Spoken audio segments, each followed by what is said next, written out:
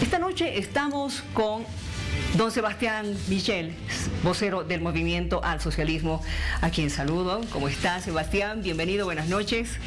Miriam, un saludo a ti y a toda la audiencia de Bolivisión. ¿Con trasnoche? Sí, estuvimos en Canales hasta la 1 de la mañana, 1:30, cerrando algunas cosas de la campaña hasta las 2:30, me dormí a las 3:30 y aquí en el canal estuve a las 6:15 de la mañana. En la revista, en la revista. A ver, primeras impresiones, me gustaría conocer también de tu propia voz. Eres vocero del Movimiento al Socialismo, tú has estado muy activo en los medios de comunicación, dando además conferencias, dando entrevistas. Me gustaría conocer estas impresiones después de conocerse estos resultados que, si bien no son oficiales, son una referencia, ¿no es cierto? Sí, es un momento muy emocionante porque ha sido una campaña muy larga, muy dura, y en un momento cuando faltaban fuerzas, cuando faltaba ánimo, estaba el pueblo, y creo que esa sensación yo no la había tenido hace mucho tiempo, de estar trabajando ya sin fuerzas, sin recursos. Y venía una persona con 4 botellas de 2 litros de Coca-Cola y era un aporte para la casa de campaña. Llegaba con Sprites, llegaba con alcohol para las manos.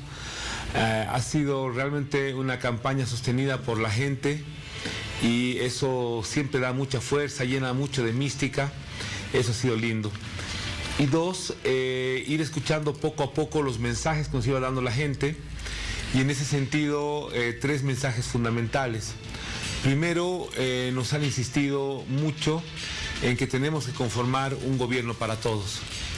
Ni un gobierno solamente con actores corporativos, ni tampoco un gobierno que solamente piense en los ricos, en los bancos, en las transnacionales. Nos han pedido un gobierno absolutamente para todos. Ese es el primer elemento que recogemos como mandato. El segundo elemento es el de, miren, han sido perseguidos, no solamente ustedes, el pueblo, han sido encarcelados, han sido difamados, acusados, y hoy no es momento de odio. No hay tiempo para eso, la gente ve que hay una emergencia muy grande en el país y nos han mandado un mensaje muy claro. Preocúpense de lo importante y no del odio, no de la confrontación, no de nada de eso. Así lo hemos hecho en la campaña y así tendrá que ser también en la gestión, porque hay un bien mayor hoy que es salir de la crisis, generar empleo, pero sobre todo darle al país un clima de estabilidad para que todo empiece a florecer de nuevo y empiece a ordenarse de nuevo. Y el tercer mensaje claro que nos han dado es el mensaje de renovación. Y la renovación en 2 sentidos.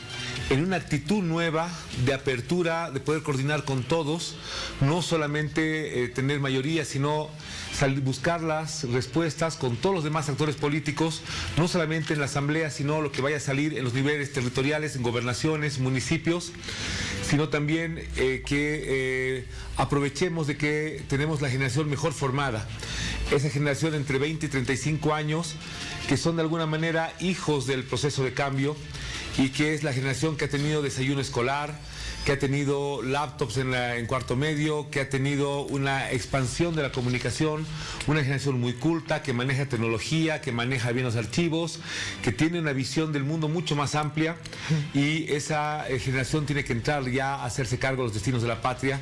Hay que llenar a esos jóvenes los ministerios, como decía Luis Arce, y en ese sentido son los 3 grandes mandatos que se han recogido durante estos 2-3 meses de campaña intensos. A ver, recojo este primer elemento del que tú hablas, un gobierno para todos.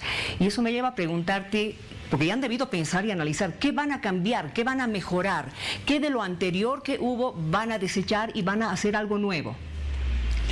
No, en materia política todo es muy dinámico, los problemas van cambiando. Hace 5 años la economía no era un problema, entonces podías pensar en priorizar otro tipo de cosas. Hoy la situación económica te obliga a pensar básicamente en 3 cosas. Primero, en cómo vas a reactivar la producción. Hoy día incluso la producción agrícola, Bolivia es un país campesino, no está dando como tiene que dar. O sea, no hay una oferta de productos agrícolas lo suficientemente buena.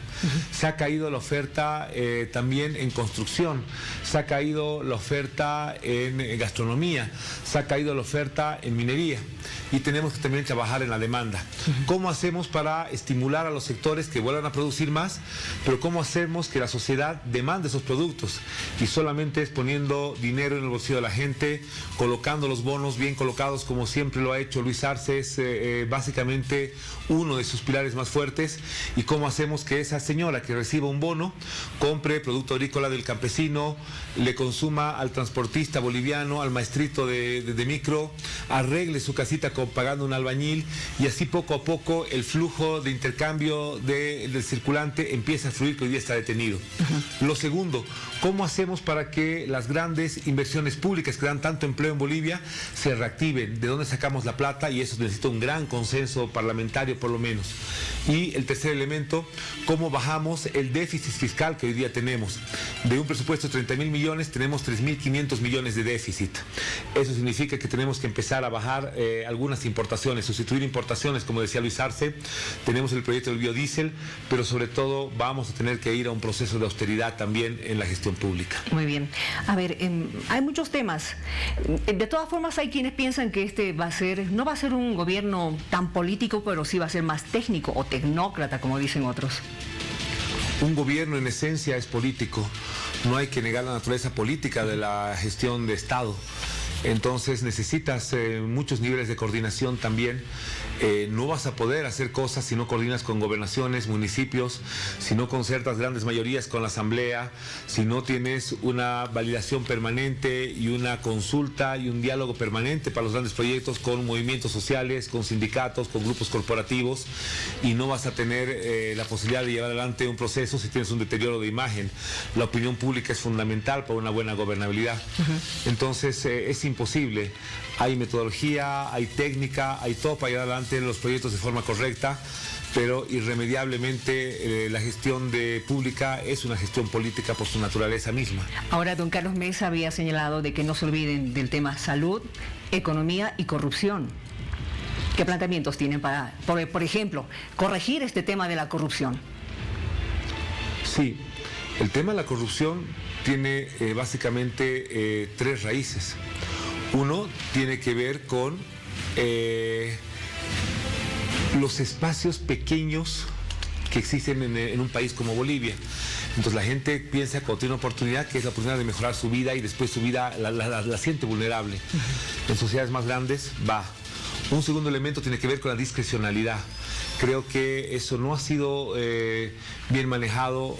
La discrecionalidad de los recursos tiene que mejorar, tiene que estar mejor normada. Y tercero, tiene que haber un proceso mucho más grande de fiscalización. O sea, las asambleas legislativas, la Contraloría, la Procuraduría, todas las instancias que administran tienen que tener una participación mucho más activa. En ese sentido, no hay que tener miedo a la corrupción, porque la corrupción va a aparecer. Son hechos individuales que pretenden sacar un beneficio propio con recursos públicos. Pero no hay que dejar de invertir, ni hay que generar una normativa de tal magnitud que al final termine que nadie quiere firmar nada porque puede ser considerado corrupción. Hay que encontrar, hay que sancionar. Si bien es cierto, un escándalo llama la atención, pero siempre hay que pensar que es un director de 500 o un viceministro de 120 o un ministro de 20. Entonces no hay que ir a satanizar la gestión pública, porque es también un mecanismo que da respuestas a necesidades de la gente. Uno de los temas que yo sé es muy complicado para ustedes en este momento tiene que ver con Evo Morales y sus exministros.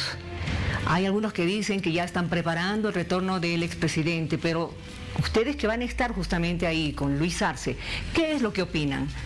¿Cuál es la posición que ustedes van a tener frente a don Evo Morales con esa intención que tiene de retornar al país? No, en absoluto, no es un tema complicado para nada.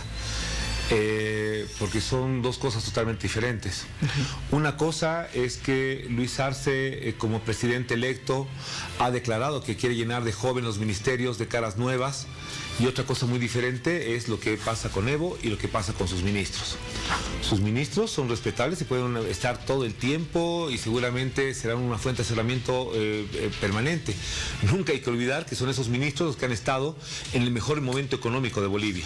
Sin embargo, ya hay una claridad de lo que quiere hacer Luis Arce en su libertad, en su derecho de elegir su gabinete. El tema de Evo tampoco es un problema. Es un problema para él hoy, porque acá tiene libertades constitucionales conculcadas, no tiene principio de inocencia, no tiene libre locomoción, su vida está en peligro. Sin embargo, cuando esto cese, él podrá elegir cuándo viene y cuándo no viene. Ya no es un tema que puede decir el gobierno, no vengas o sí vengas. No es un gobierno que va a perseguir, mucho menos un expresidente que ha hecho tanto por Bolivia. Entonces no tiene por qué ser un problema complejo para nosotros, en absoluto, y él vendrá y cuando él vea conveniente. Hoy no puede, pero seguramente en el gobierno de Luis Arce todo el mundo tendrá debido proceso, tendrá garantías constitucionales, garantías procesales, y si tiene algún problema podrá venir y defenderse en libertad como tiene que hacer cualquier ciudadano de Bolivia. ¿Qué va a pasar con los exministros que están en este momento en la Embajada Mexicana? Exactamente lo mismo. Ha habido un grupo paramilitar que se ha pertrechado ahí, que ha puesto en riesgo la integridad física de algunas personas, y el día que eso cese podrán salir a la calle, irse a su casa, tender su cama, verse con su familia, restablecer una vida normal después de que han perdido un año de su vida.